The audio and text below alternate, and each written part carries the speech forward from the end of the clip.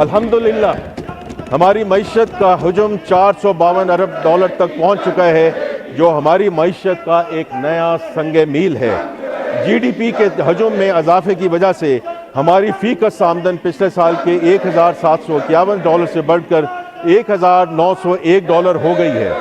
पिछले 2 सालों में पॉलिसी रेट में तारीखी कमी वाक़ हुई और ये शरह 22% से कम होकर 11.5% पर आ गई है।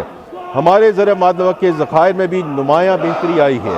ये 3 साल कबल 4 अरब डॉलर से कम थे और जो अब बढ़कर 17 अरब डॉलर से ज़ायद हो चुके हैं, जो कि तकरीबन 3 महीनों की दरामद के लिए काफ़ी हैं।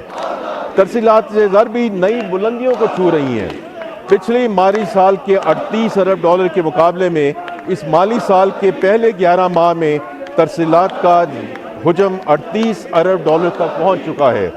इंशाअल्लाह इस साल भर की तरसीलात 41 अरब डॉलर से तजावत कर जाएंगी, जो कि हमारी तारीख की बुलंद तरीन सतह होगी।